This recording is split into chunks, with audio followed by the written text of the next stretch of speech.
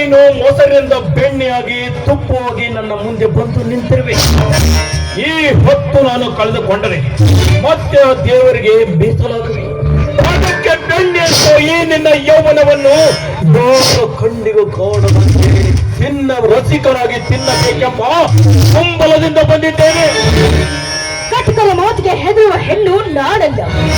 ಕದ್ದು ತಿನ್ನುವ ಕಳ್ಳ ಜಾತಿಯ ಬೆಕ್ಕು ನೀನಾದ್ರೆ ಬೆಣ್ಣೆ ಮುಚ್ಚಿದ ಪಾತ್ರೆ ಬಲು ಭದ್ರವಾಗಿದೆ. ಬಾಯಿಗೆ ಬಾರದ ಬೆಣ್ಣೆಗೆ ನೀ ಕೈ ಚಾಚಿದ್ರೆ ನಿನ್ನ ಕೈಗೆ ಸಿಗುವುದು ಬೆಣ್ಣೆ ಅಲ್ಲ, ನಿನ್ನ ಮೈ ತುಂಬಾ ಬೆತ್ತದ ಬರೆಗಳು. ನಾನು ನಿತ್ಯನ್ನು ತುಚ್ಛವಾಗಿ ಕಂಡಿದ್ದೆ, ಆದರೆ ಯೌವನದ ಅಂಗಳದಲ್ಲಿರುವ ಈ ನಿನ್ನ ಅಂದ ಚಂದವನ್ನು ನಾನು ಮಂಗನಾಗಿ ಕೆಡಿಸಬೇಕಾಗುತ್ತದೆ. ಈ ಮಂಗ ನಿನ್ನ ನಂದನ ಒಳಗೆ ಕಾಲಿಡುವ ಮುನ್ನವೇ ನೀನು ನನ್ನನ್ನು ಸ್ವಾಗತ ಮಾಡಿಕೊಂಡ್ರೆ ಸರಿ. ಇಲ್ಲದಿದ್ದರೆ ನನ್ನ ರಸಿಕನಾಗಿ ನನ್ನ ಆಸೆಯನ್ನು ಈಡೇರಿಸಿಕೊಳ್ಳುವ ಛಲ ನನಗೆ ಚೆನ್ನಾಗಿ ಗೊತ್ತು. ಬಾಯಿ ಚಾಡಾದ ಇಚ್ಛೆ ಇಲ್ಲದ ಹೆಣ್ಣನ್ನ ತುಚ್ಛ ಕಾರ್ಯಕ್ಕೆ ಕರೆದದ್ದಿಯಾದ್ರೆ ಕೊಂಡದಿಂದ ರುಂಡವನ್ನೇ ಕೊಂಡೊಯ್ಯಬೇಕಾಗುತ್ತೆ. ಮದ ತುಂಬಿದ ಮಂಗಳಕ್ಕೆ ಮಾತಾಡಿದ್ದೀಯಾದ್ರೆ ತಂದೆ ಚಾವುಂಡಿಯಾಗಿ ನಿನ್ನ ರಕ್ತವನ್ನೇ ಕುಡಿಬೇಕಾಗುತ್ತೆ. ಕುದಿಯುವ ನನ್ನ ಕೋಪವನ್ನ ಕೆಣಕು ತಂದುಕೊಳ್ಳಬೇಡ ಮಾತೇಶ್. ಒಡೆಯಲಾರದ ಹೆಣ್ಣನ್ನ ಕೆಣಕೋದು ಅಂದ್ರೆ ಹೊತ್ತದಲ್ಲಿರೋ ಹಾವನ್ನ ಕೆಣಕಿದಂತೆ. ಮಾತೇಶ್, ಹುಮ್ಮತನದ ಹೊಚ್ಚಿನಲ್ಲಿರುವ ನಿನಗೆ ಸ್ವಲ್ಪ ಮುನ್ನೆಚ್ಚರಿಕೆ ಕೊಡ್ತಾ ಇದ್ದೀನಿ. ಎಚ್ಚರದಿಂದ ಬದುಕು.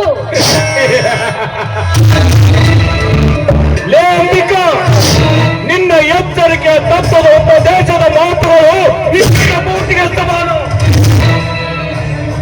ನನ್ನ ಬಯಕೆಯಲ್ಲಿ ಎಂತ ಹಠಮಾರಿ ಹೆಣ್ಣಾದರೂ ಸರಿ, ಒಂದು ಸಲ ಕಣ್ಣಿಟ್ಟ ಹೆಣ್ಣನ್ನು ಮುಟ್ಟದ ಬಿಟ್ಟವನಲ್ಲ ಈ ಮಹಾಂತೆ.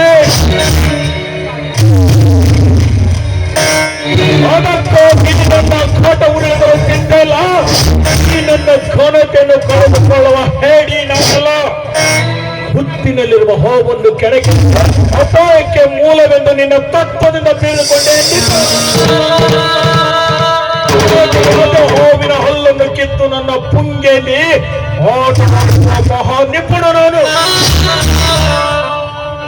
10 ಹಾವುಗಳ ವಿಷವನ್ನು ನುಂಗಿ ದಕ್ಕಿಸಿಕೊಳ್ಳುವ ಧೈರ್ಯ ಈ ಮಹಾಂತೇಶನ ಮಂತ್ರದಲ್ಲಿ ತುಂಬಿಕೊಂಡಿದೆ. ಅಂದಾಗ ನೀನೊಂದು ಸಣ್ಣ ಜಾತಿಯ ಹೆಣ್ಣು ನನ್ನ ಕಣ್ಣಲ್ಲಿ ಹುಳುವಾಗಿ ಕಾಣುವುದು. ನನ್ನ ಕೋಪವನ್ನ ಕೆಂಡದಂತೆ ಮಾಡಿದಿರೋ ಮೂಢ.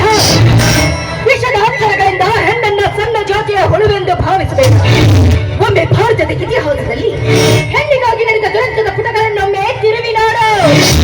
ಅಮೃತ ಯುಗದಲ್ಲಿ ಬ್ರಹ್ಮರ್ಷಿಯಾಗಲು ಬಯಸಿದ ವಿಶ್ವಾಮಿತ್ರ ಮೇನಕಾ ಎಂಬ ಹೆಣ್ಣಿಗಾಗಿ ಮಣ್ಣು ಮುಕ್ಕಿ ಹೋದ. ತ್ರೇತ ಯುಗದಲ್ಲಿ ಶ್ರೇಷ್ಠ ಶಿವಭಕ್ತರೆನಿಸಿಕೊಂಡ ರಾವಣ ಸೀತೆ ಎಂಬ ಹೆಣ್ಣಿಗಾಗಿ ಮಣ್ಣು ಮುಕ್ಕಿ ಹೋದ. ದ್ವಾಪರ ಯುಗದಲ್ಲಿ ಬಾಹು ಬಲಿಷ್ಠನೆನಿಸಿಕೊಂಡ ದುಶ್ಯಾಸನ ದ್ವಾಪರ ಎಂಬ ಹೆಣ್ಣಿಗಾಗಿ ಮಣ್ಣು ಮುಕ್ಕಿ ಹೋದ. ಇನ್ನು ಈ ಕಲಿಯುಗದಲ್ಲಿ ಗೆದ್ದಿದ್ದವರ ಹೆಣ್ಣಿಗಾಗಿ ಹಣ ಆಸ್ತಿ ಐಶ್ವರ್ಯನ ಕಳೆದುಕೊಂಡು ಮಣ್ಣು ಮುಖ್ಯ ಹೋಗಿದ್ದಾರೆ. ಅಂದಾಗ ನಿನ್ನಂತ ಒಂದು ನರಕುಂಡಿ ಹೆಣ್ಣಿನ ಗುಣಗಳನ್ನ ಅರಿಯೋ ಮಾತಂತೂ ದೂರವಾಗಿದೆ.